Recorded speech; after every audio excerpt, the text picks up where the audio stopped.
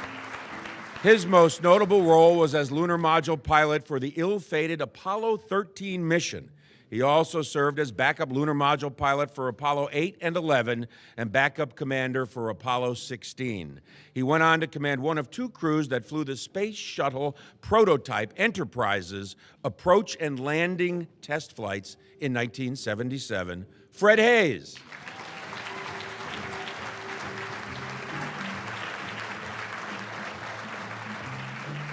He became the 10th man to walk on the moon during Apollo 16 when he claimed the record for the longest lunar spacewalk. During 3 outside excursions over 3 days, he and Commander John Young drove a lunar rover 16 miles and collected 213 pounds of lunar rock and soil. Charlie Duke.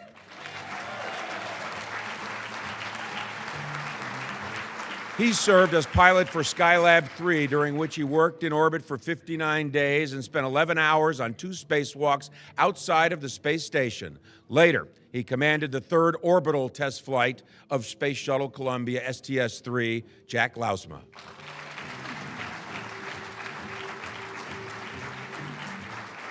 He lived in space for 59 days for the Skylab 3 mission aboard the Skylab space station, during which he conducted 3 spacewalks. He later flew aboard STS-9, which carried the first Space Lab scientific research module into orbit. Owen Garriott.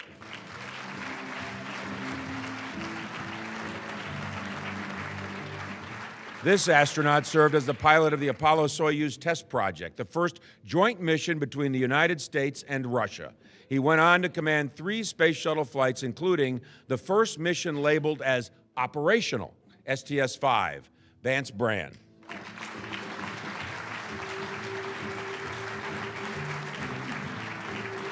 This astronaut piloted Columbia in 1981 on STS-1, the very first space shuttle mission. He went on to command 3 more missions, including STS-7, which conducted the first deployment and retrieval exercise with the Shuttle Pallet satellite. He later served as director of NASA's Kennedy Space Center. Bob Crippen.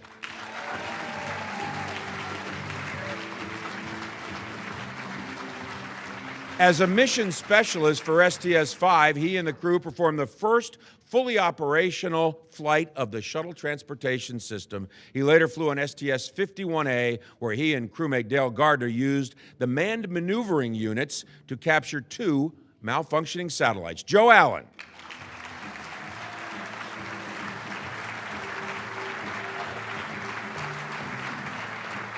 During his 19 years with the astronaut program, he logged more than 386 hours in space and flew on 3 shuttle missions. He served as pilot during the maiden voyage of Shuttle Challenger aboard STS-6, as commander of STS-51D, and as commander of STS-51J, the first flight of Shuttle Atlantis. Bo Bobko.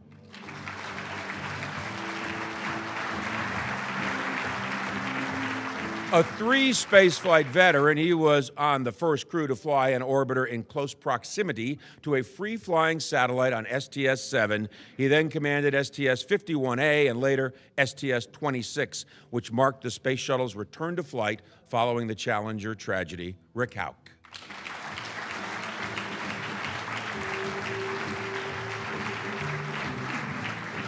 A veteran of 4 space shuttle missions, he piloted STS-8, the first mission with a night launch and landing. He spent 261 hours in space during STS-32, the longest shuttle mission to date, and later commanded STS-49, the maiden flight of Space Shuttle Endeavour. Dan Brandenstein.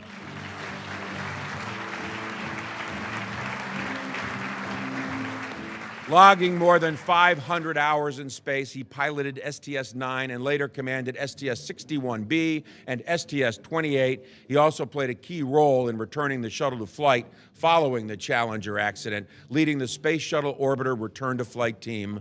Brewster Shaw.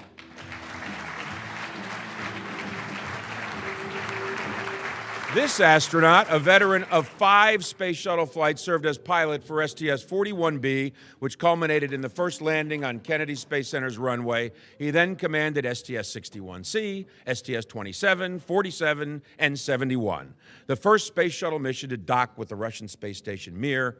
Hoot Gibson. He flew 3 space shuttle missions, STS-41C, STS-61C, and STS-26, and was a member of the first spacewalking team to repair a satellite in orbit. He retains the distinction of being the only American to test fly the Russian manned maneuvering unit. Pinky Nelson.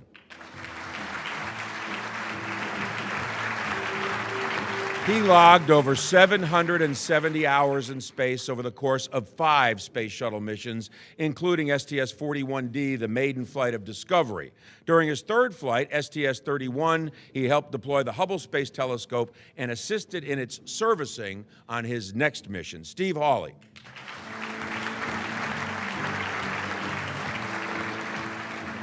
He served as pilot of STS-51C and commander of STS-31, which deployed the Hubble Space Telescope, and STS-46, which conducted the first tethered satellite system test flight. From 1997 to 2000, he was deputy director of NASA's Kennedy Space Center. Lauren Shriver.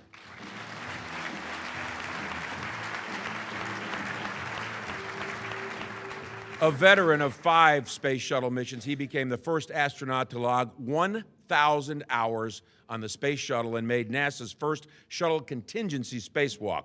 He is currently a professor of aerospace engineering in the Department of Aeronautics and Astronautics at the Massachusetts Institute of Technology. Jeff Hoffman.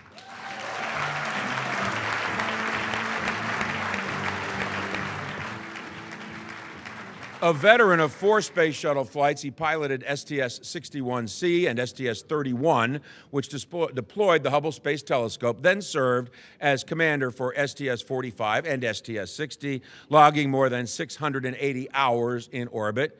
Today, he serves as NASA's administrator. Charlie Bolden.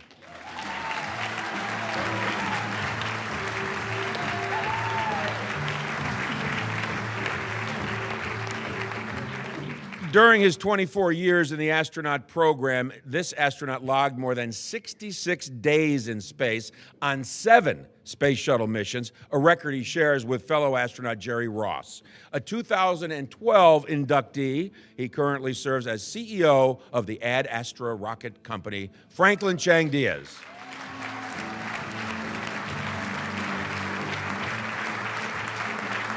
He has logged 161 days in space on 5 missions. He served as pilot of STS-29 and STS-33 and commander of STS-43 and 58. This astronaut became the 3rd American to live aboard the Russian space station Mir, setting an American record of 128 days in orbit. John Blaha.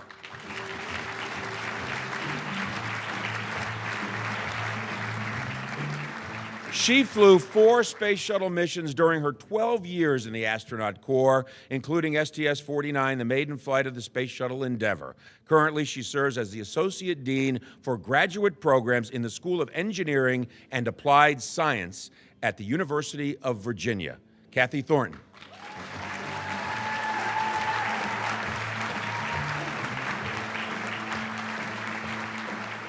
He piloted STS-41 and STS-53 and served as commander for STS-65 and STS-88. During STS-65, he and his crew set a record for the longest space shuttle mission at that time.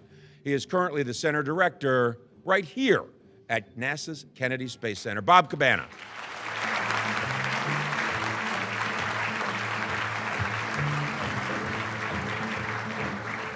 Ladies and gentlemen, our Hall of Fame astronauts.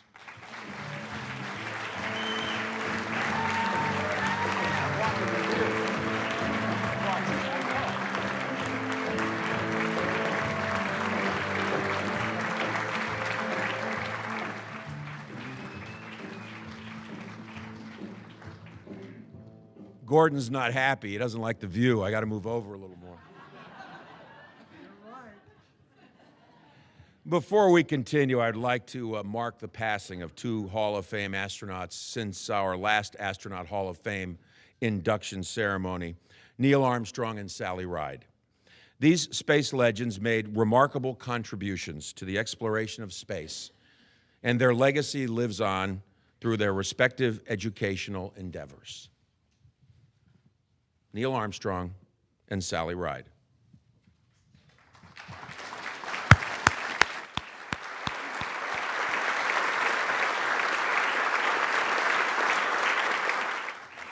You know, after doing this for as many years as I have, you get to kind of be a fly on the wall to a lot of their conversations, as any good journalist would. And, I have to tell you that one of the things that has always amazed me is that whenever I'm listening, overhearing, eavesdropping on their conversations, they don't talk about the past so much. They talk about the present, and they talk about the future and moving America forward. They talk about inspiring the next generation of great explorers, scientists, engineers, and teachers who will take their places on the shoulders of these giants. And that has always been what is important to them. And that has always been something that I have marveled at, gentlemen. And now it is my pleasure to welcome to the podium Hall of Fame astronaut and NASA administrator, Charlie Bolden. Charlie? Over there. It's for tall people over here, John, so that's all right. I'll pull it down.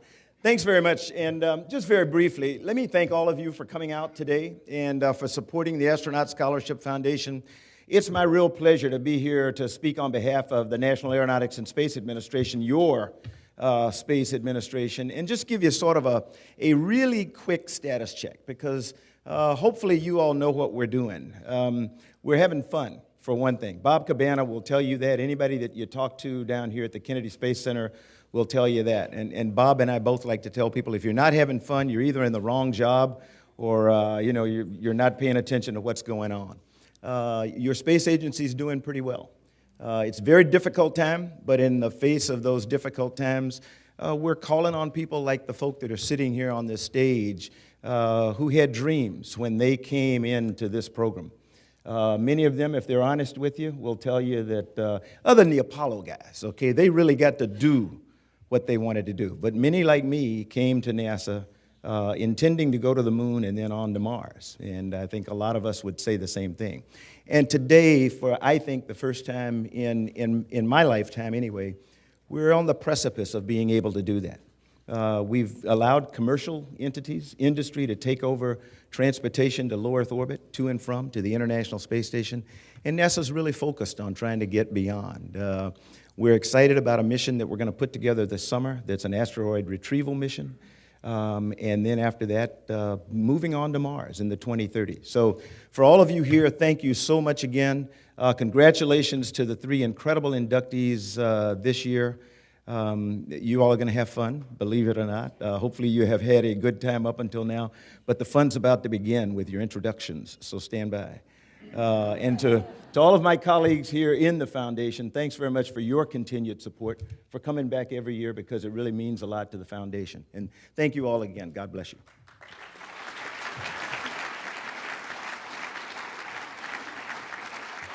Thank you, Charlie. And now I'd like to welcome to the podium Hall of Fame astronaut and Kennedy Space Center Director, Mr. Robert Cabana.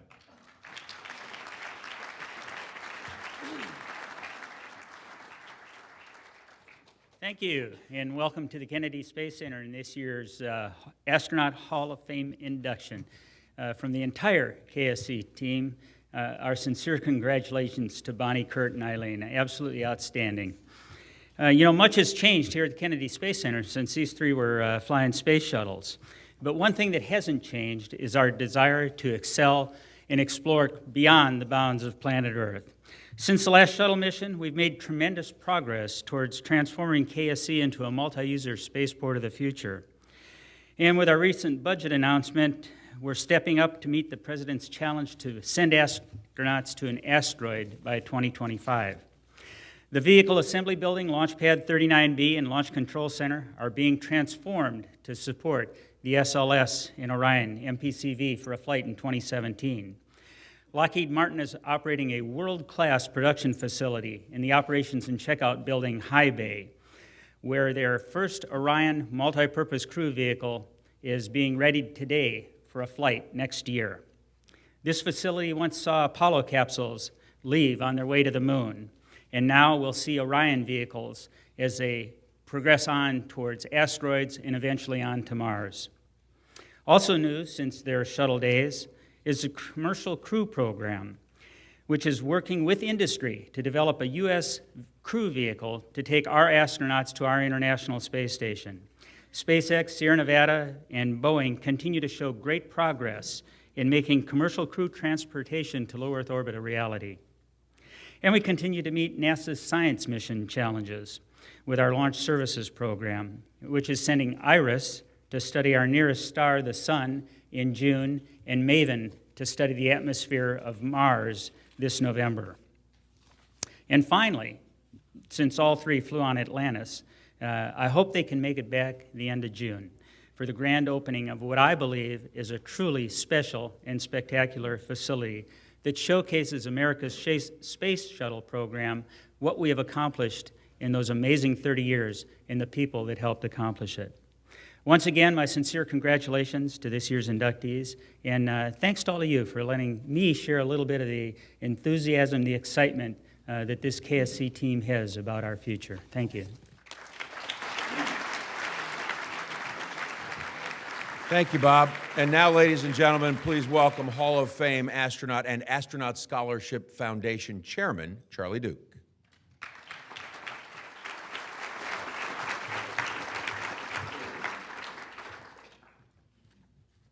Let me find a script here.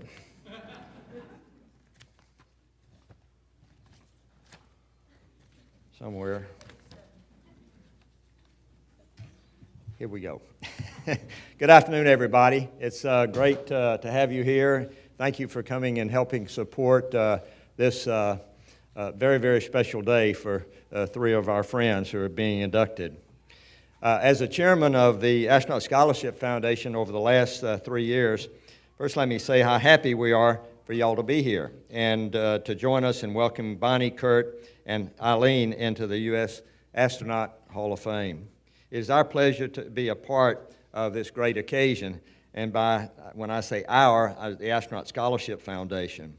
The foundation was founded by the original 7 Mercury astronauts nearly 30 years ago, and we've come a long way since that time.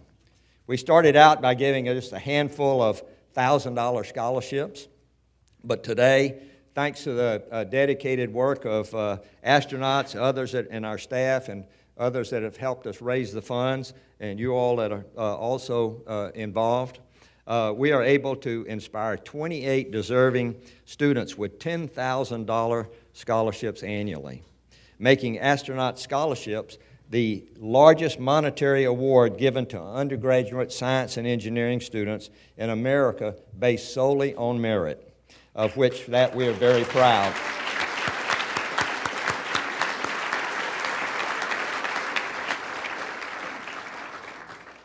To date, we've awarded over $3.7 million to science and technology students nationwide. Some of them are here with us today.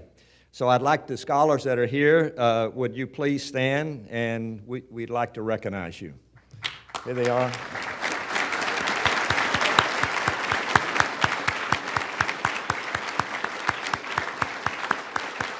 Thank you very much.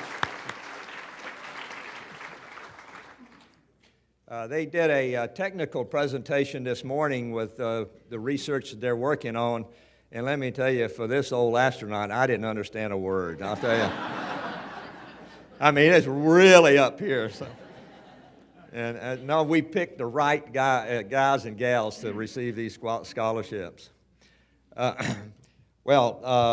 course, we didn't do it alone. The support we received from all of the astronauts, my friends here on the stage, our friends at NASA, Charlie Bolden and Bob Cabana, as well as Bill Moore with the Kennedy Space Center Visitors Complex. Your help has been really invaluable, and we want to thank you very much for that. And we truly, truly, truly appreciate it. Now it's my pleasure to turn it back over to John to induct this year's class into the Hall of Fame. Welcome to the club, y'all. Thank you. God bless you.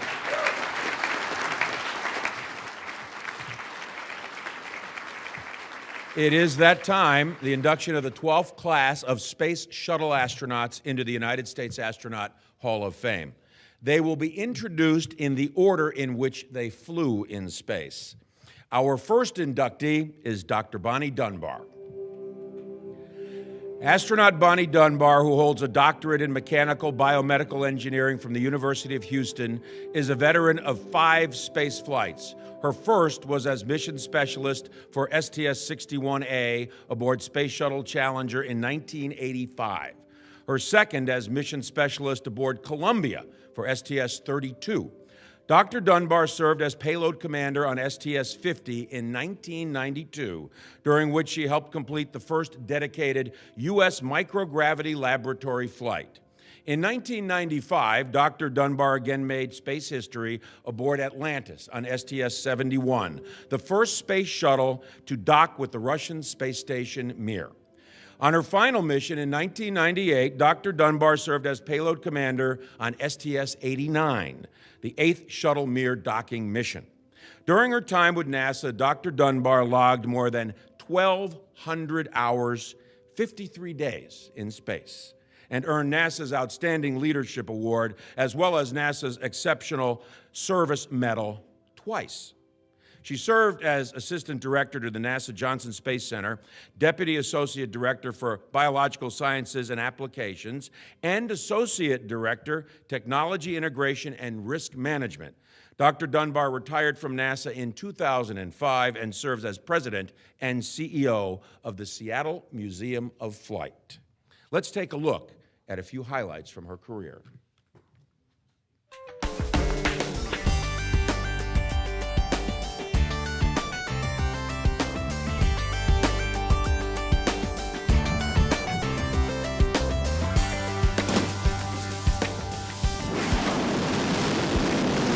Ignition and liftoff. Liftoff of Challenger and the Space Lab D1 mission. And the shuttle has cleared the tower.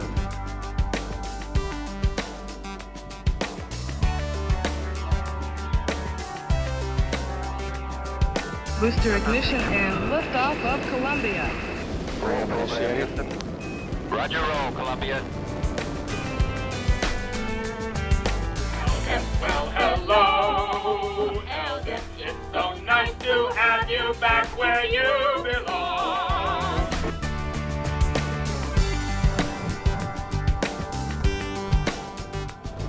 And liftoff of the Space Shuttle Columbia.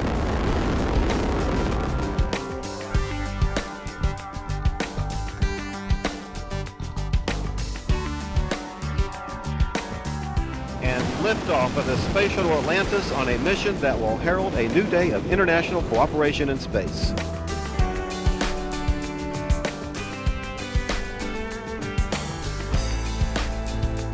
We have booster ignition and liftoff of the Space Shuttle Endeavour, continuing the union of U.S. and Russian space endeavors. Booster Endeavour roll program.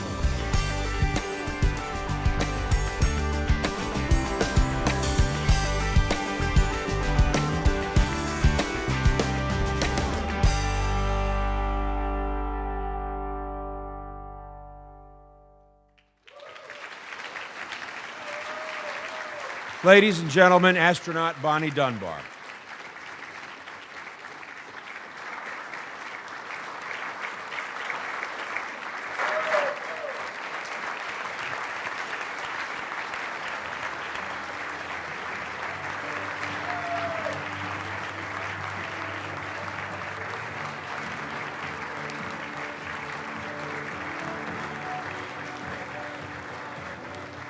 To present Bonnie Dunbar for induction into the United States Astronaut Hall of Fame, please welcome Hall of Fame astronaut Dan Brandenstein.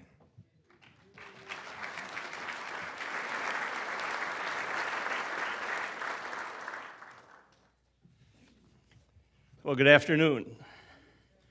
It's my pleasure to do this introduction. And, 93 miles as the crow flies from Seattle is the town of Yakima, Washington. Then 32 miles further down the Yakima Valley Highway is Outlook, Washington, population 292, and the home of the Dunbar Ranch. Now, obviously, that's where Bonnie grew up, and usually, as is the case with children growing up on ranches or farms, they have to pitch in and have a lot of work to do. The chores range from picking up rocks prior to planting the crops to branding cattle at the roundup. And in this environment, Bonnie developed her work ethic and recognized the value and rewards of dedication to tasks at hand. In 1967, she graduated from high school. She was inspired by NASA's human spaceflight program at that point, although it was rather in its infancy. And she put in her first application to the astronaut office. This is right out of high school. NASA sent her a note back, thanked her very much, but said she probably wasn't quite ready. So as a result, she went to the University of Washington to become a Husky and starting in the School of Engineering. Now at that era, not all young women were encouraged to be engineers, but she did find a mentor, Dr. Muller, who was the head of the ceramic engineering department and became her mentor. He told her that ceramic engineering was where it was at and to focus on that, which she did. In addition, he put her on his team. He had a research project with NASA developing ceramic tile for the shuttle program. And she was on that team and got her feet wet, or hands wet, I guess, working on the development of ceramic tile for the shuttle. She graduated both with a master's and a bachelor's in ceramic engineering. A few years later, she took a job at Rockwell International. Once again, with the ceramic engineering background, she was working on developing the equipment and processes to manufacture tiles for the space shuttle. Now, after that, in 1978, she went to NASA, Johnson Space Center, and took a job with the Mission Operations Directorate. The first spacecraft she worked with crashed. Well, not really. Let me explain. She was in the guidance and navigation department or team that was working on the Skylab re-entry program.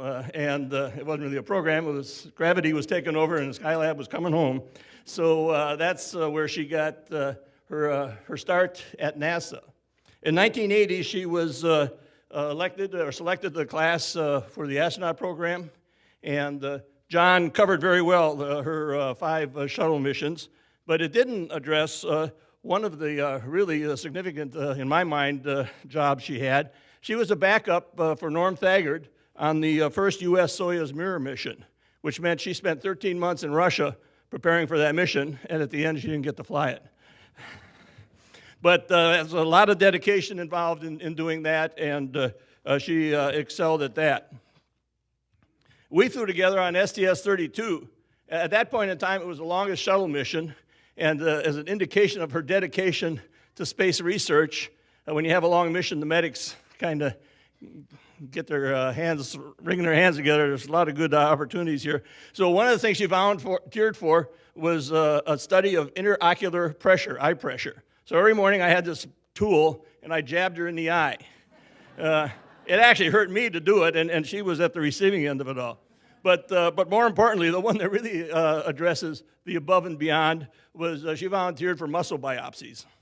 So that means before we went on the mission, they take a chunk of muscle out of your leg, and then you go on your mission, and when you get back, they go take another chunk of muscle out of your leg to see what's changed in the time you were on orbit. Well, throughout her career, she's dedicated to inspiring the youth to pursue careers in science and technology. She was big into STEM before STEM was in. For those of you who don't know STEM, STEM is the kind of the program that inspires careers in science, S, technology, E, T. Hey, I'm retired. Okay, S is science, T is technology, E is engineering, and M is mathematics. So,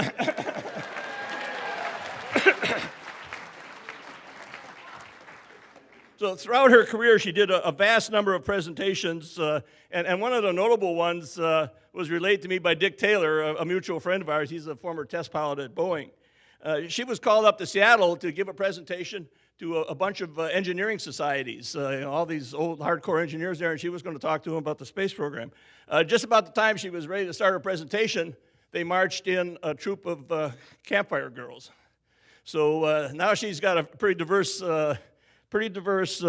audience for her presentation. Well, Dick says she did an outstanding job. She inspired the young girls and at the same time provided meaningful technical content for the veteran engineers that were at that conference. After leaving NASA, she continued her focus on youth education and inspiration as president and CEO of the Seattle's Museum of Flight. There she instituted numerous interactive programs for the youth to inspire them, and also expanded the educational displays at the museum. Just recently, she's continued her dedication to STEM by selecting the position as the lead at the University of Houston, in Houston, to develop the University of Houston STEM Center and to teach in the College of Engineering. Now, there's one little-known first that Bonnie had that I don't think many people know about. She's the first, and in my knowledge, the only person to take the family bull to orbit. Let me explain. While we were training for STS-32, the prize family bull got hit by lightning. It ended its life. Her dad had it processed, had some beef jerky made, and sent it to Bonnie in Houston. Now, you don't just take food into space. She takes the food to the people that prepare the food for space, and they go through about 2 months' worth of testing it to make sure it's safe to take to space.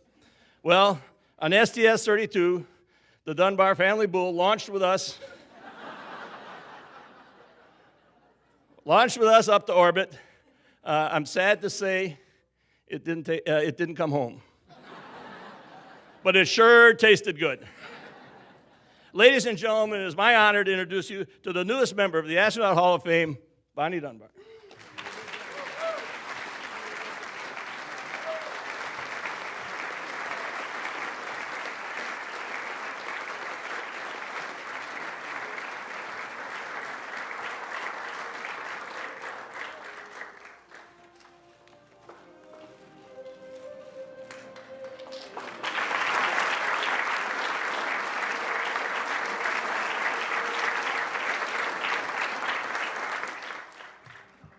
Well, thank you very much, and thank you, Dan, for not telling all the stories. I'm very humbled.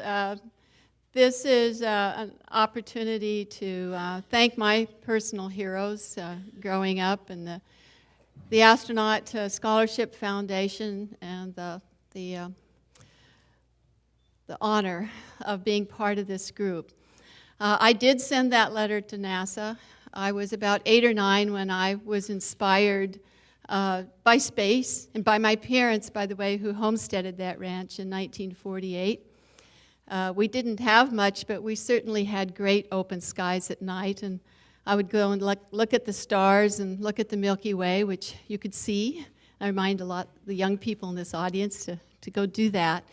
And I remember very clearly, and I guess I'm old enough to talk about this, is that I had what I considered an out-of-body experience. I was looking at the stars one night, and it was a very clear, crisp night. I think it was October. And it was like they were kind of sucking me out. And I almost, I got physically weak. And I said, this is what I've got to do for the rest of my life. This is what my passion is, and I will do whatever it takes to make it happen. And so I was in a very small school, about 22 in my class for the first 8 grades, and great teachers, passionate teachers. And it was my 8th grade teacher that I confided with when he asked me what I wanted to do when I grew up, because I had to go now into a bigger city of 2,600, I think, for high school, I remember. And I told him I wanted to build spaceships and fly in them, because I'd been watching Flash Gordon, which was also now on our TV. And he said, well, you'll need algebra. And I said, what's that? And he said, trust me. And I did.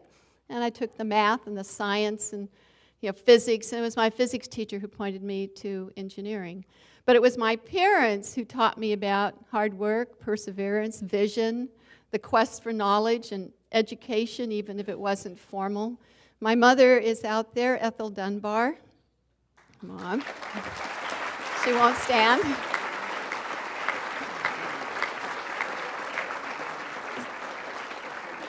Sadly, my father's not here, but what Dan didn't tell you, on our mission together, we were waved off, I think, a day in an orbit. I don't remember how many times we waved off, but we didn't get back on time, I think, and then we had a long time getting out of the shuttle because there were a variety of things. So about dawn, we got out, and we met the families, and Dan apologized to my father for keeping his daughter out all night. So you never get anywhere without a lot of help and mentors. And I had my family, I had teachers, I had Professor Muller along the way. And it is really all about where we're going as a society. I was very fortunate to be born in this great nation, and I know that. My grandparents immigrated to this nation because of its greatness, and it's enabled me to have a wonderful first-class education, and now the opportunity to give back. And part of that giving back is to ensure that we keep our vision forward, that we continue to explore, and we invest in these young people through the Scholarship Foundation and younger, because I want to live long enough to, as Flash Gordon did, to see someone walk on Mars. Thank you very much.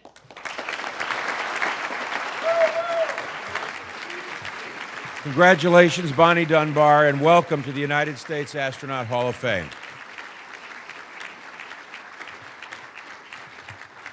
Our next inductee today is Curt Brown.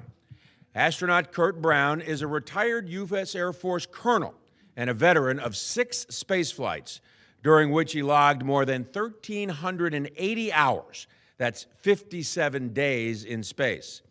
Brown first served as pilot for STS-47 aboard Space Shuttle Endeavour in 1992.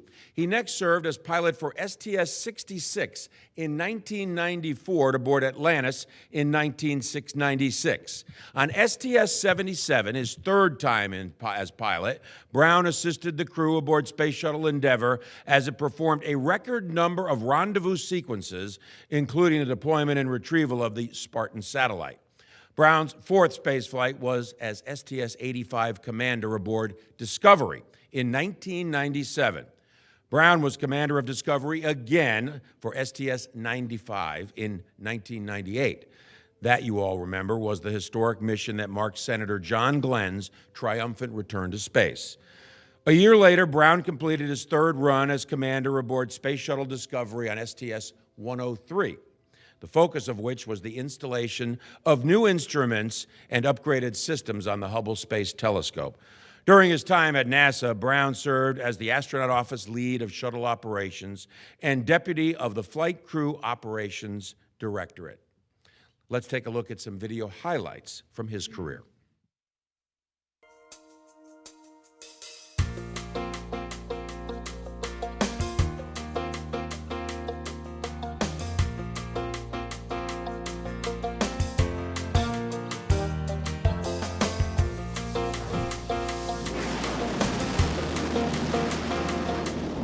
Liftoff of Endeavour on America's 50th space shuttle flight.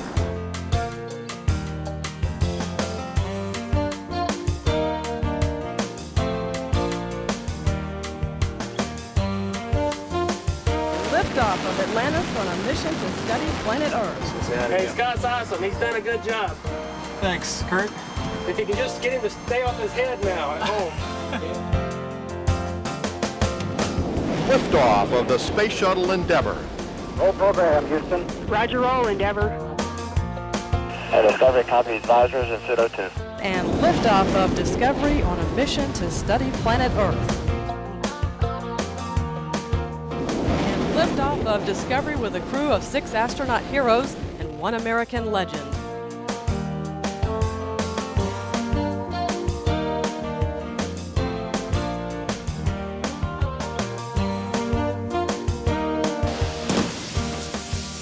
And liftoff of the Space Shuttle Discovery.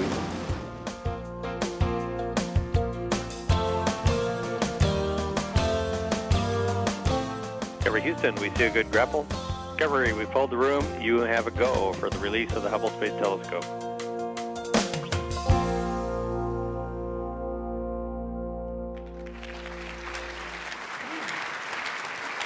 Ladies and gentlemen, astronaut Curt Brown.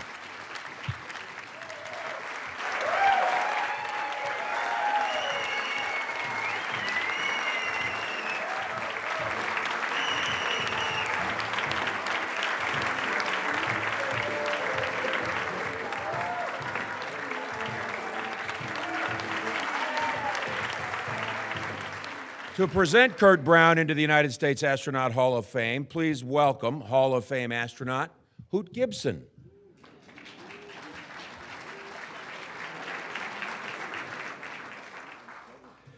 Well, in case you couldn't tell, Curt Brown has about the largest cheering section here. There are 38 people from, I think, Elizabethtown, North Carolina, that are here to cheer Curt on. So congratulations, Curt, and welcome to all of you. Curt joined the Astronaut Corps with the 1987 class, having graduated from the Air Force Academy in Electrical Engineering, which everybody abbreviates as EE. And Curt's the one that pointed out to me that EE are the two letters in the word geek. I can't help it. It's Curt that told me about that. Well, I have known Curt for a long, long time, and I sure have a whole lot of Curt Brown stories. Last night, Curt reminded me, paybacks are hell. And he has a whole lot on me, so as a result, I don't have hardly any stories at all to tell about Curt. I got to have the wonderful experience of training with Curt on the 50th Space Shuttle launch, Space Lab J, which stood for Space Lab Japan. It was a joint flight with the Japanese. We had a Japanese scientist on board, Mamoru Mori, and the Japanese paid for virtually all of the mission. It had some interesting things on it. We had frogs, fishes, and hornets on board.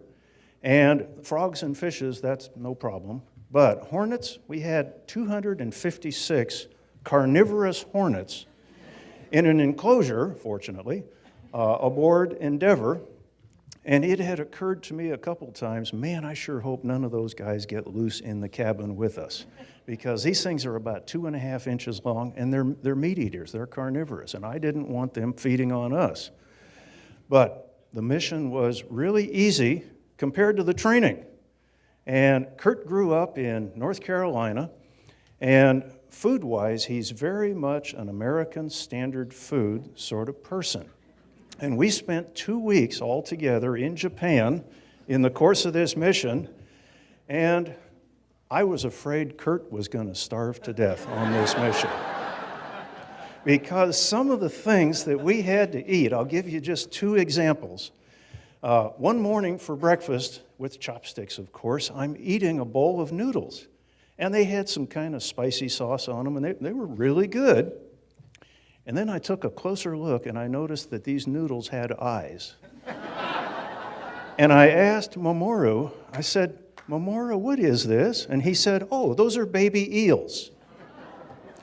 And I have one more example. We were at Heavy Industries in Kobe, Japan, having lunch. And I got to thinking, well, we're having beef for lunch. I wonder if this is Kobe beef. So once again, I asked Mamoru, is this Kobe beef? Well, Mamoru asked the waiter, and the waiter told him, and Mamoru came back to me, and he said, yes, this is Kobe beef.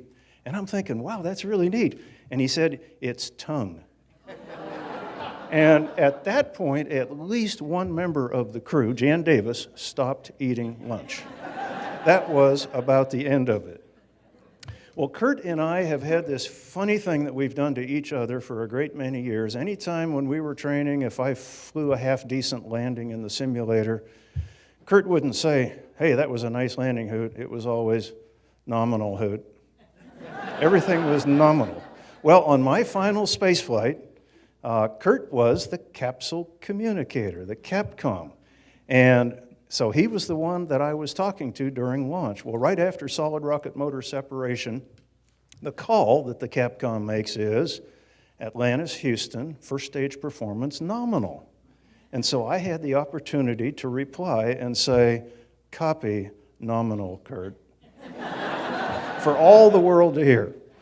Well, after we left NASA, I couldn't get rid of him. I got started in racing unlimited air racers at Reno in 1998 and worked on making this airplane faster and building up the horsepower in the engine and going faster and faster. Finally was doing pretty darn well racing this airplane called Riff Raff, which my wife says is most appropriate. And then Curt shows up.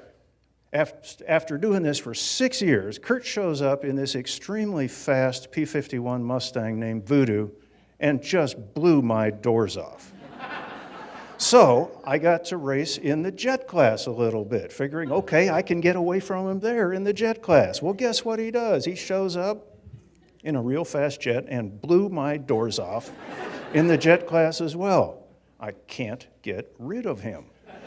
Well, you know what? Finally, this last September, I think Curt finally felt sorry for me, and he let me win. He came in 4th place in the unlimited gold final, and I got 2nd place. So I'm pretty sure he pulled his throttle back a little bit and let me win. So speaking of winning, today we are here to celebrate a really great triumphant win for Curt Brown. So on behalf of the Astronaut Scholarship Foundation, Curt, congratulations and welcome to the Astronaut Hall of Fame.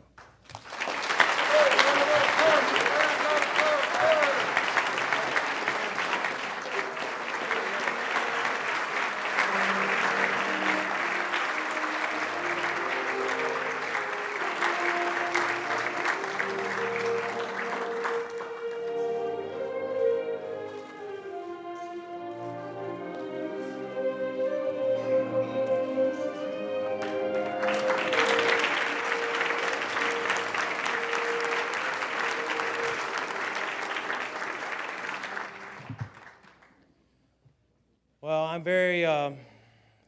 I really can't believe this is happening, folks. It's quite an honor, and I'm very, very humbled by being here today. When I was told that Hoot was doing my introduction, I got really worried, though. And it proved to be correct. I'm not sure you can believe anything he says, but anyway, thank you very much, Hoot. Where are you at back there? And I'll get back to you later.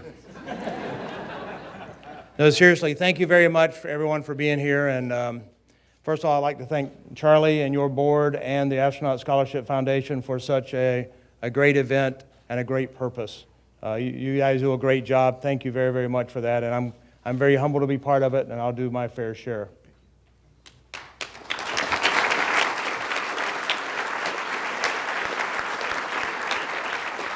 I'm looking for Bob Seek. He has to be out there somewhere. There's Bob. And Mr. Leinbach. Where's he at? Back there, okay? First of all, Bob, you and your team, thank you very much for, they're the team actually that does the voting process and the induction into the Hall of Fame. And obviously, the money I sent you was well worth it. Thank you.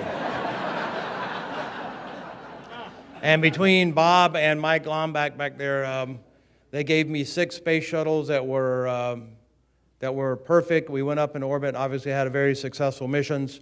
But I do think I'm the only astronaut, or at least a commander, that launched and left part of my orbiter on the ground. And I have my drag chute door at home, and I don't think I'll ever get rid of it. That's kind of an inside joke, but anyway. Lynn LeBlanc, I didn't have the chance to work with Lynn very much. She's leaving the Astronaut Scholarship Foundation. But Lynn and her staff did a tremendous, there's Lynn right there, did a tremendous job over the many years she's been here. And we all wish you the best of luck in your future endeavors. And I'm sorry that I won't get to work with you unless I talk you into coming back. So thank you very much, Lynn.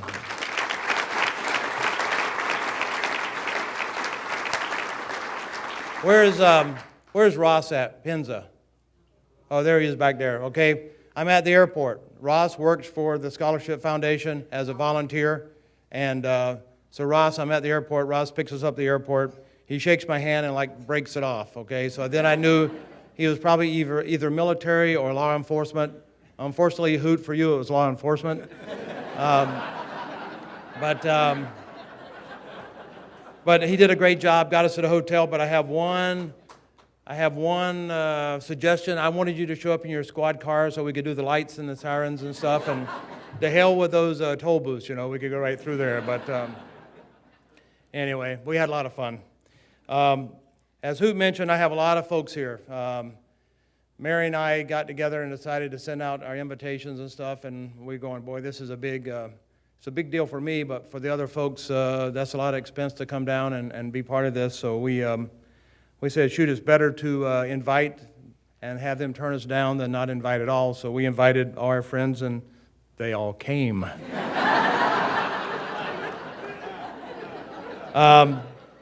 I want my son Greg's here, and my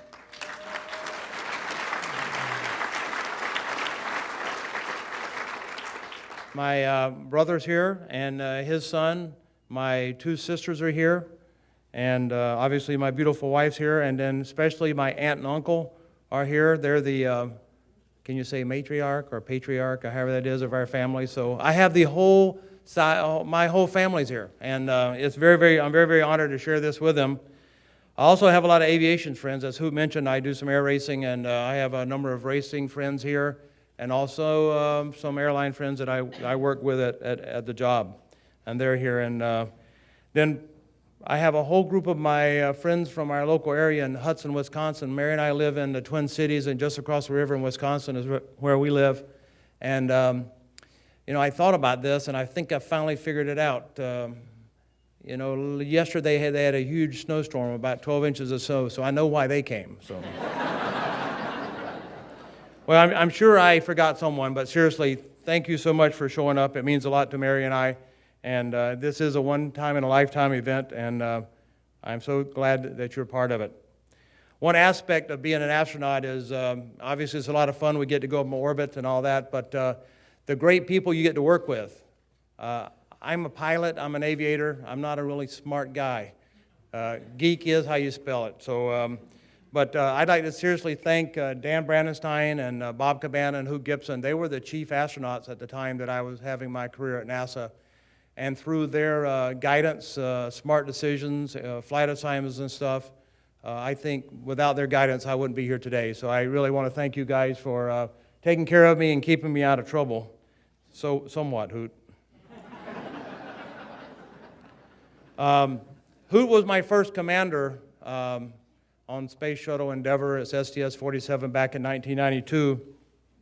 And if you don't know Hoot, it's not like you cannot have fun when you're working with Hoot. So we had a blast. I learned a whole bunch from Hoot, and I give him a lot of credit, seriously, for my career at NASA. He taught me how to be a good commander, a great commander, maybe in some people's minds, mine. You got to make this fun, folks, okay? But Hoot taught me a lot about being a commander and how to organize your team and how to have missions that were successful, and that's what we're here for, to go out and do good missions and make them successful. So thank you very, very much, Hoot, for that. And, you know, I was feeling real good about that until last night at the dinner, and an astronaut came up to me and they said, you know, after having Hoot as your first commander, you actually did all right after that. You recovered nicely. So, anyway. Seriously, though, you get to fly. I had 6 shuttle flights, so I got to fly with a lot of astronauts, a lot of crew members, over 30 different crew members. And, you know, U.S. astronauts, obviously, and a lot of international astronauts. I had 2 Canadians on my flights. I had a lot of Europeans, and I had a couple of Japanese. And it's so awesome to work with all the folks from the different countries and all those smart people, again, because I'm a pilot. And but no, those folks are unbelievable if you ever get to talk to some of them, and it is truly amazing. As you probably know, I had a special crew member on STS-95 in the fall of '98, and that was Senator John Glenn. And I wish he could have been here today. That would have been a lot to me, and I know he was trying. But I feel sorry picking on him now since he's not here. He can't defend himself, but I'm going to do it anyway. But John was a wonderful crew member, and it's really strange. I have a lot of heroes up here that were doing space operations when I was a kid, and John was obviously the first American to orbit Earth back in 1962, and to have him as a crew member was truly an honor, and we had a great crew. We really had a great crew and had a lot of fun. His wife, Annie, has to be the nicest person in the world, and I wish she was my grandmother, so to speak. She is a wonderful lady. I remember a story. I used to call my mom every time I got assigned to a shuttle flight. I'd call Mom up and say, "Hey, Mom, guess what?" And she goes, "What?" Kind of, you know. I say, "Mom, I got assigned to another shuttle flight, or to a shuttle flight." She goes, "Really?" And you know how moms are. She goes, "Well, if that's what you want to do."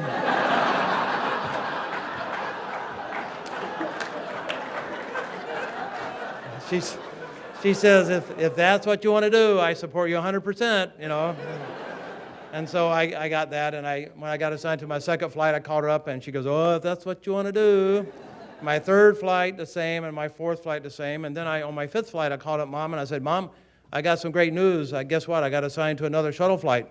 She goes, really? She says, are you on the flight with John Glenn? And I go,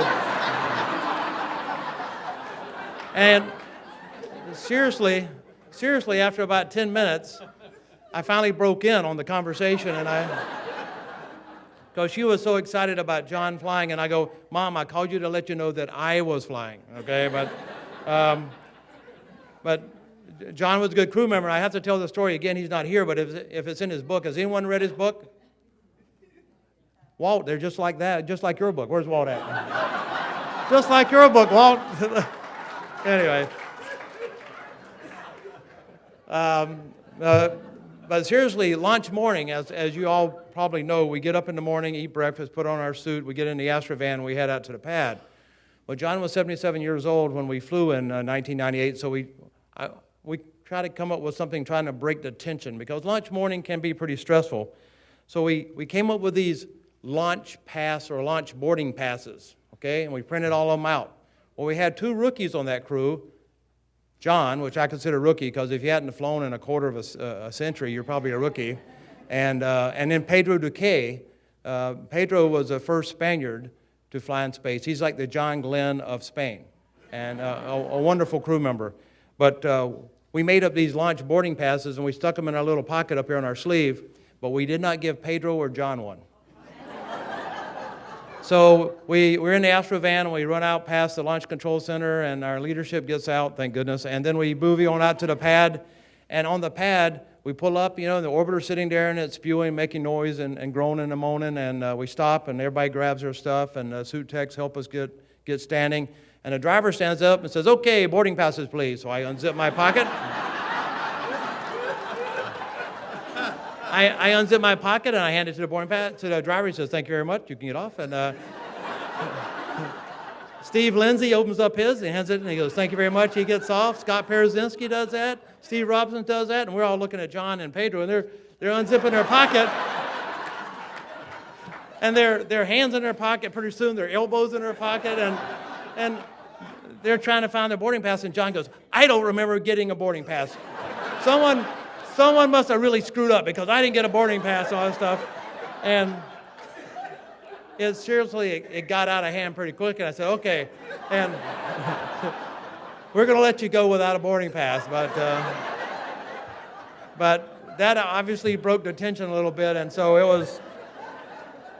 it was one of those moments I'll never forget. But as far back as I can remember as a kid, I wanted to fly. Don't ask me why. My mom and dad didn't fly. None of my family flew. The airport in town had a grass runway with no airplanes and no hangars. But for some reason, I wanted to fly. Seriously, that was my dream in life, was to fly. And like a lot of astronauts nowadays and in the past, I came from a very small town in North Carolina, southeastern North Carolina. My family owned a hardware store, and I worked in a hardware store all my life up until going off to college. Learned a lot, but it was never really my passion. It was flying was my passion, and so I saved up my money, and I started flying at that little airport finally when they got an airplane. So, but it reminds me of another Hoot story, okay? And we're over in Japan, as Hoot mentioned. We went over and did a lot of training in Japan on the first flight, and we visited the American school in Japan.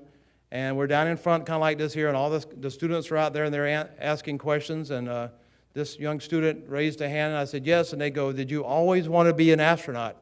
And I said, well, I have to be honest, I didn't always want to be an astronaut. And I got kind of excited, you know, kind of like I'm doing now. And I kind of misspoke. I said, I just wanted to fly really bad, you know. And then Hoot jumped right in and says, let me confirm it, he flies really, really badly. You remember that? Anyway, I'm glad I recovered from all that.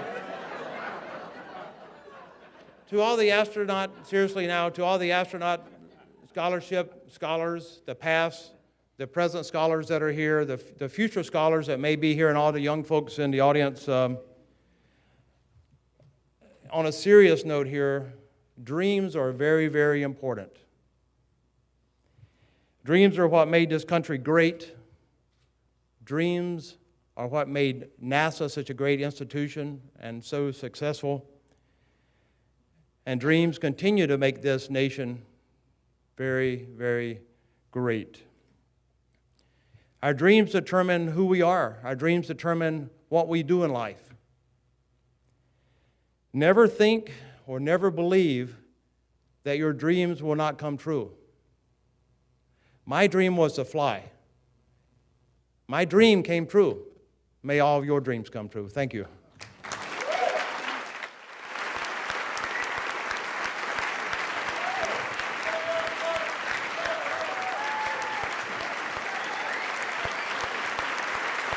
Congratulations, Curt Brown, and welcome to the United States Astronaut Hall of Fame. Our third inductee today is Eileen Collins. Astronaut Eileen Collins is a retired United States Air Force colonel and veteran of 4 space flights. Collins first made history in 1995 when she took the controls of Discovery on STS-63 and became the first woman space shuttle pilot. After a second space flight aboard Atlantis on STS-84, Collins again made history, this time as commander of Columbia on STS-93. During this mission, she and her crew deployed the Chandra X-ray Observatory, a telescope that enabled scientists to study the phenomenon such as exploding stars, quasars, and black holes.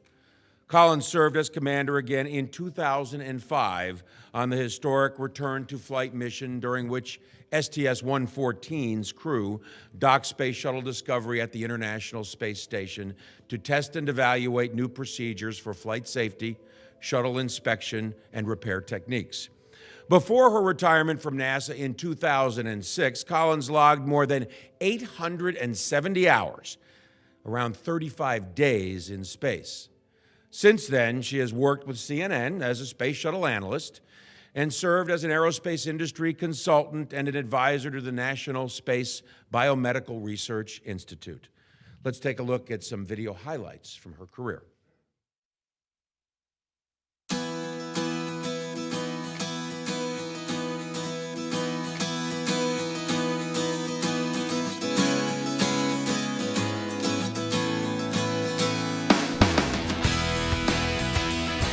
Liftoff of Space Shuttle Discovery.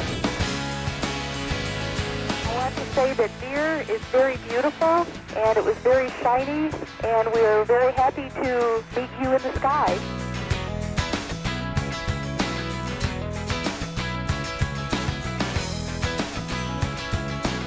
And liftoff of the Space Shuttle Atlantis, maintaining America's constant presence in space.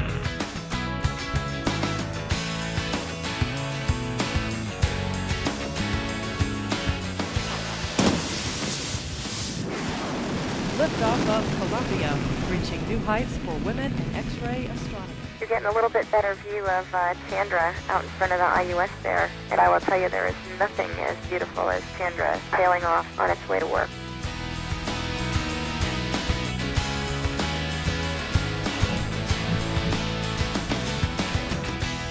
Liftoff of Space Shuttle Discovery, beginning America's new journey to the moon, Mars, and beyond.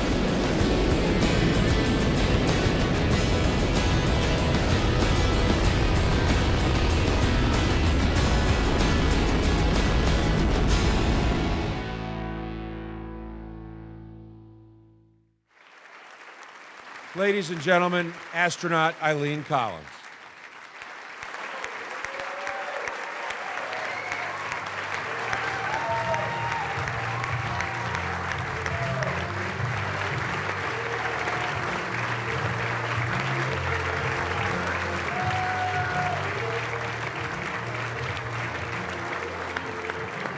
To present Eileen Collins for induction into the United States Astronaut Hall of Fame, please welcome Hall of Fame astronaut Bob Cabana.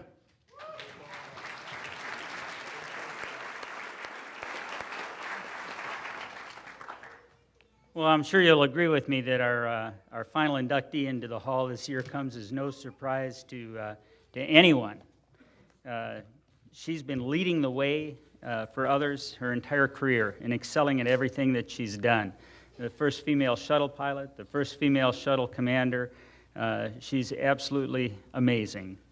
As a young girl from Elmira in upstate New York, Eileen used to watch the airplanes take off and land, and she had a dream of flying.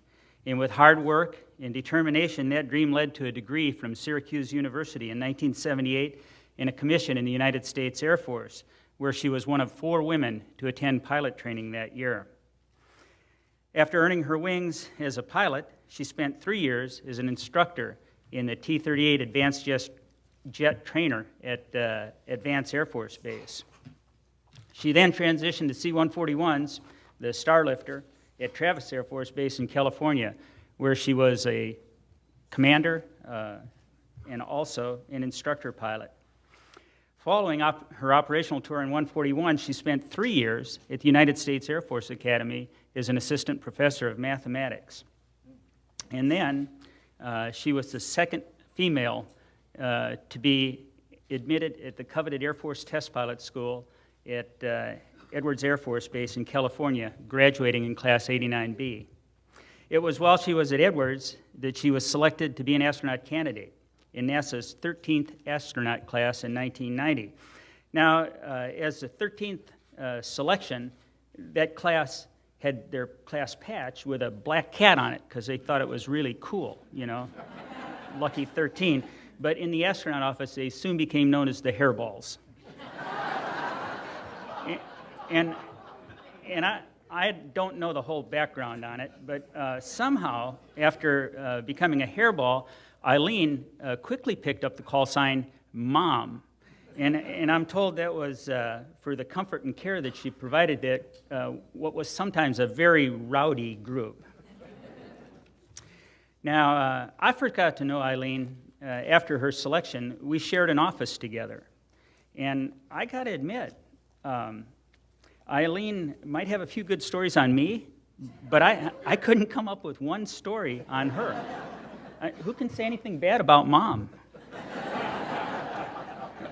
What I remember about Eileen is she was one of the nicest, most diligent, studious, organized, by the book, hardworking, did I say nicest?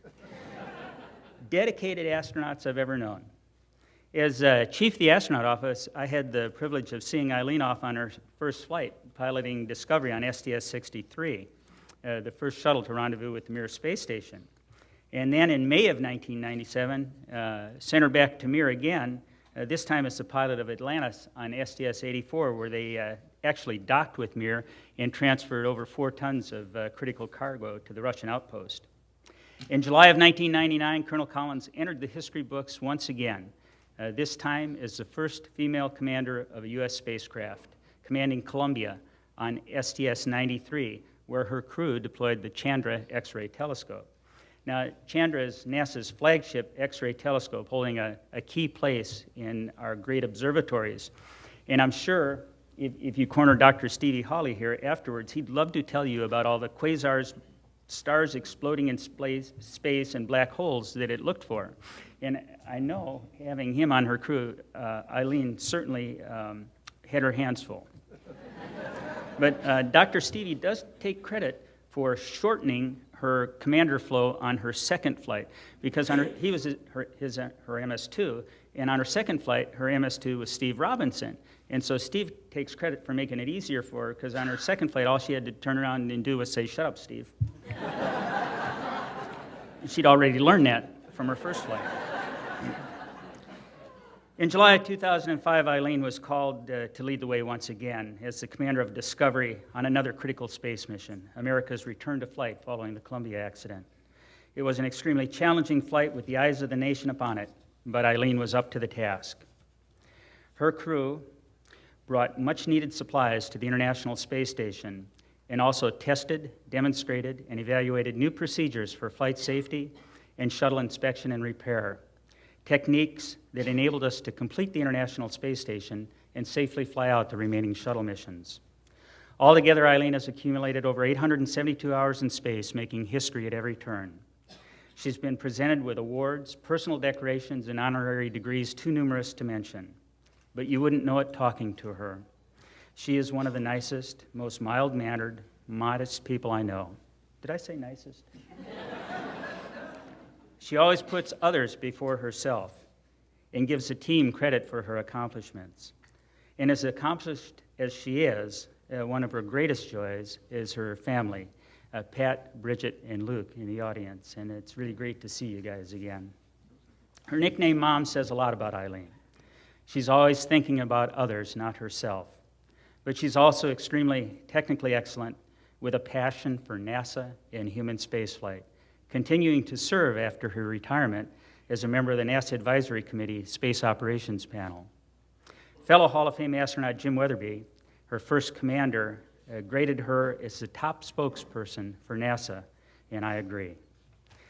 She is an outstanding role model for young women with her quiet, effective contributions to missions of national importance and her persistence in reaching her goals and leading the way for other young women to follow.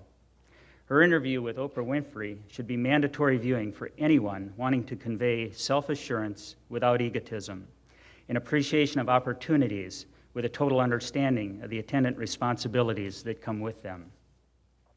Her astronaut classmate and my pilot on my first command, Jim Halsell, remarked that the astronaut class of 1990 will always be associated with the first female NASA pilot astronaut.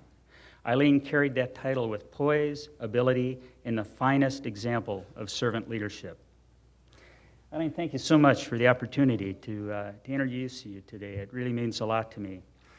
I can think of no one more deserving to be a member of the Astronaut Hall of Fame. So, ladies and gentlemen, it's with great pleasure that I present to you an American hero, someone who has served her country well and continues to do so as a role model for young women everywhere.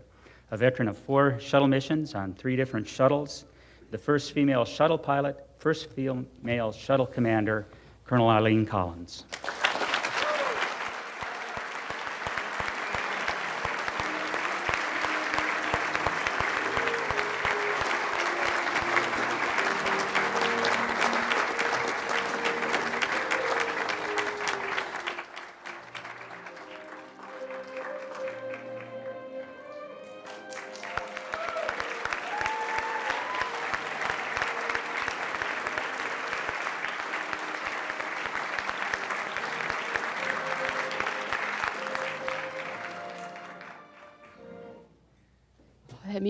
That music's really getting to me.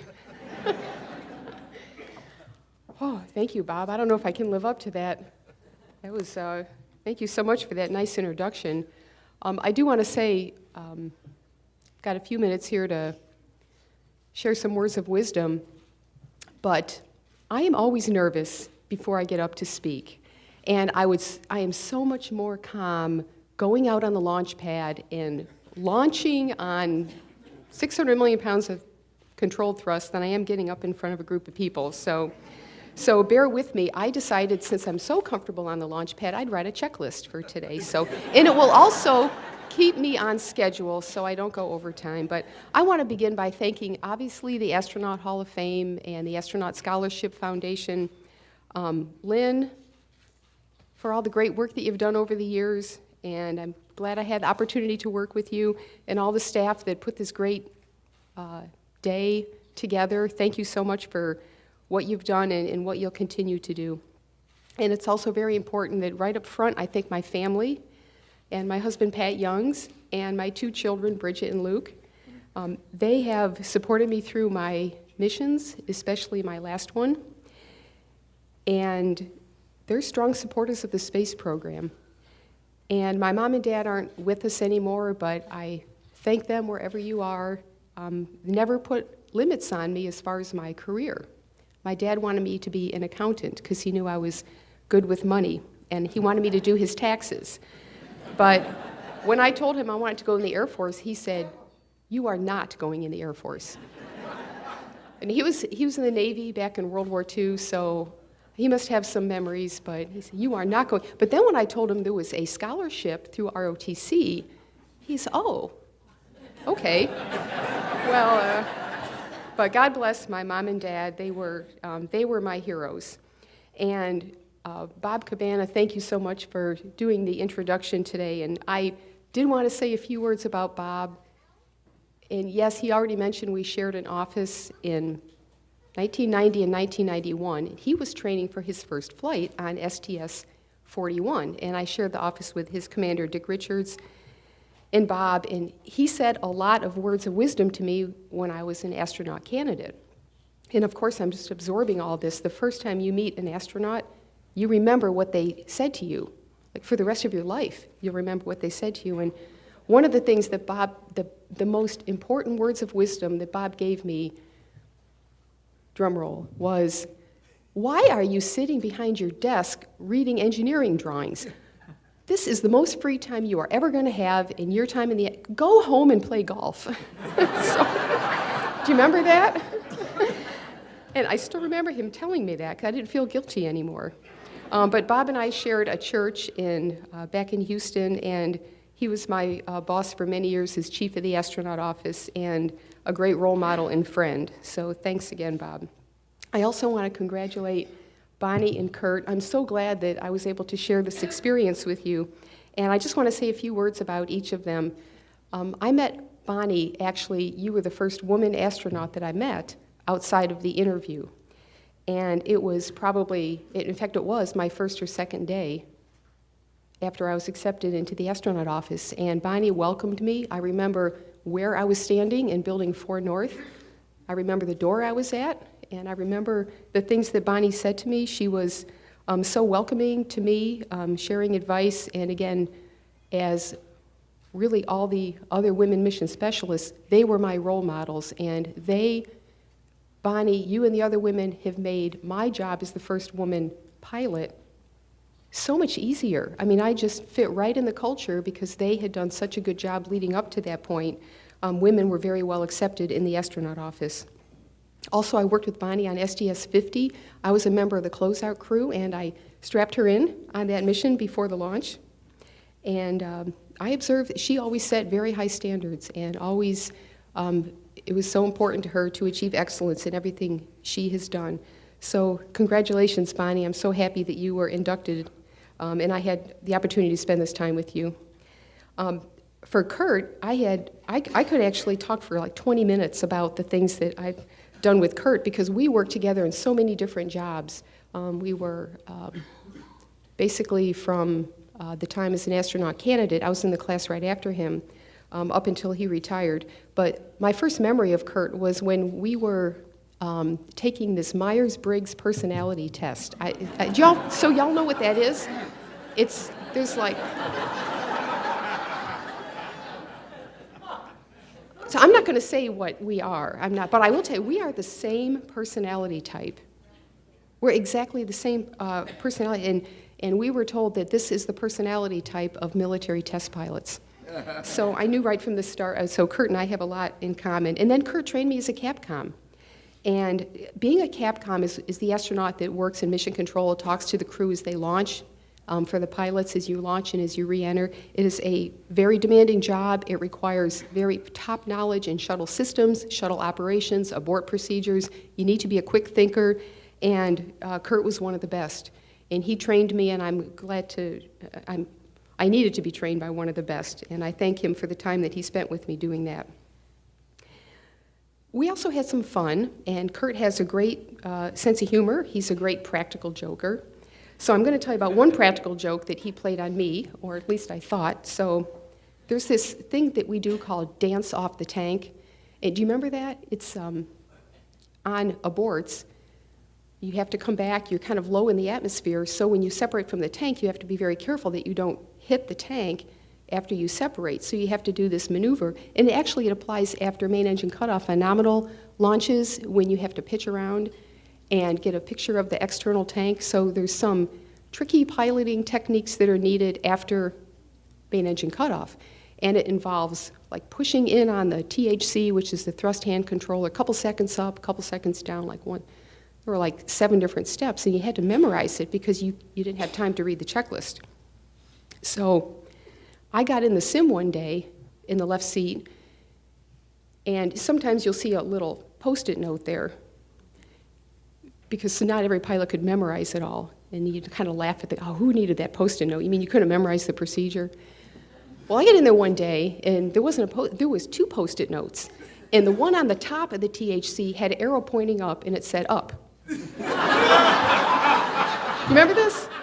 And then there was a Post-it note on the bottom with the arrow pointing down, and it said down.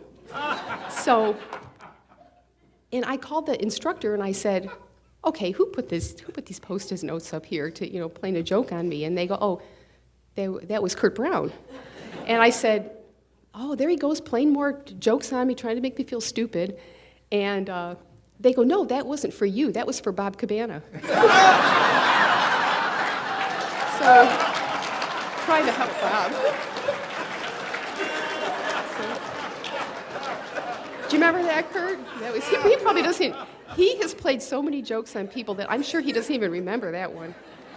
That was but really, it was good, clean fun. And, Curt had very, very high standards. So a lot of the mission specialists, the young mission specialists, were afraid to fly with him because he was so demanding. And one time, Stan Love came up to me and told me that he was walking out to fly with Curt, and Curt looked him right in the eye and said, you can't fly with me until you recite the boldface for engine fire in flight, word for word. So Curt was very demanding, and he made sure that those mission specialists stayed up to speed and that they were ready to support him, the new guys, the ass-cans that were new in the program. So Curt and Bonnie, I mean, both of you set very high standards and excellence in everything you did, and I'm so glad that I was able to work with you and get to know you and be here today with you. I do want to say a couple of more serious things that I think are very important that we always need to remember. We always need to remember the Challenger cruise and the Columbia cruise, and it's hard for us to remember that. I mean, it's hard for us to lose our friends, to lose an orbiter. We know they gave their lives in the name of space exploration. And in their memory, we need to remember the lessons learned from those accidents. And sometimes it's hard for us to go back and remember those. But now that we're done flying the shuttle and we're moving on to new programs, those lessons still apply. So I think it's important that we remember their crews and that remember how we can stay humble, be good listeners, always think creatively in everything that we do in our day-to-day thinking, as well as the innovation that we're always tasked to do at NASA, and to remember to stay humble thinkers and to respect the hardware. Atlantis is going on display here at the Kennedy Space Center. I think it's just going to be so, I would say,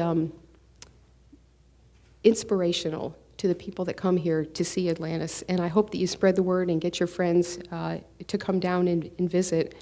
It will remind us of the great successes of the shuttle program, beginning with the test flights, the satellite deploys and retrievals, the Space Lab, the Space Hab missions, the Hubble missions, the Mir program. We established a very good relationship with our former Cold War enemies in the Mir program, and also with our international partners.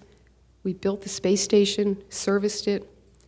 We learned what to do right in the design of a spacecraft and operations, and we learned what we did wrong and what we, as we press forward, improve that into better designs as we build the next generation.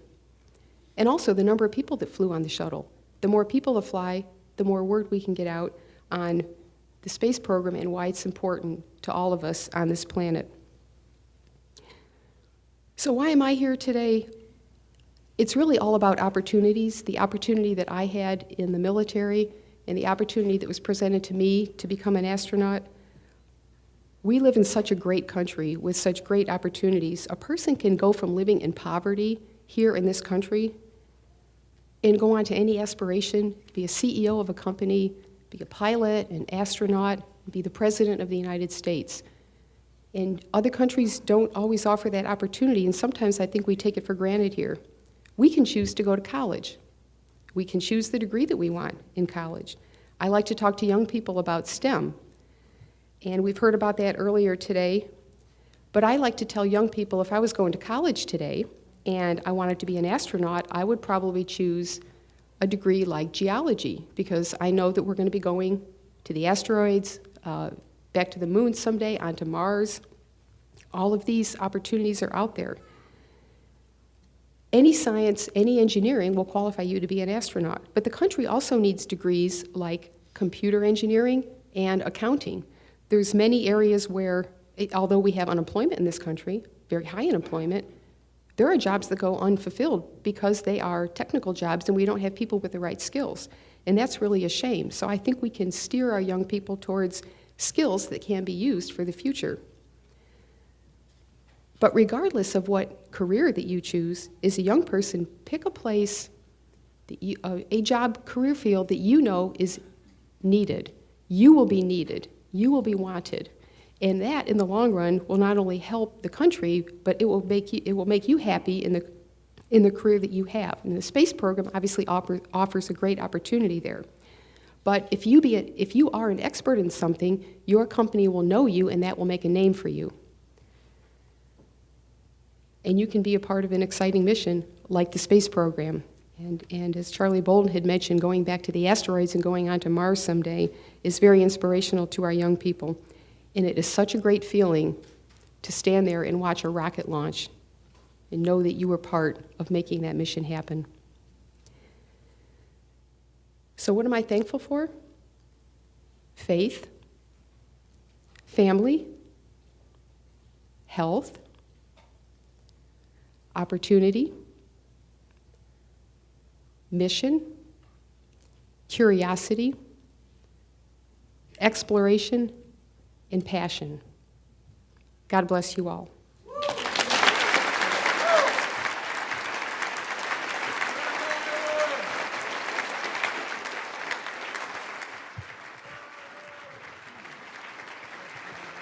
Congratulations, Eileen Collins, and welcome to the United States Astronaut Hall of Fame. The 2013 inductees were selected by a committee of current Hall of Fame astronauts, former NASA officials, historians, and journalists. The process is administered by the Astronaut Scholarship Foundation. To be eligible, an astronaut must have made his or her first flight at least 17 years before the induction year, and must be retired at least 5 years from the NASA Astronaut Corps. Candidates must be a U.S. citizen, NASA-trained, commander, pilot, or mission specialist, and must have orbited the Earth at least once and made significant contributions to the study of space. Ladies and gentlemen, I am proud to present to you the United States Astronaut Hall of Fame class of 2013. Bonnie Dunbar, Curt Brown, and Eileen Collins. Please stand up.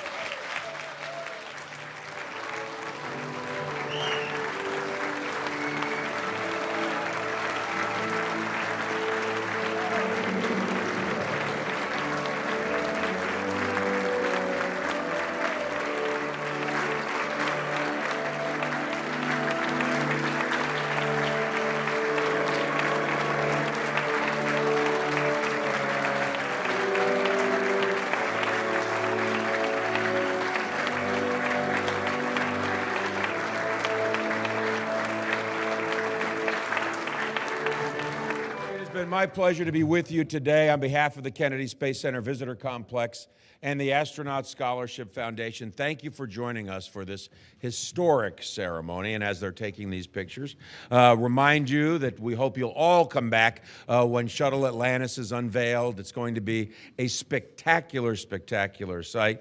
Please remain standing as the Hall of Fame astronauts make their exit down the red carpet after they wrap up these photographs.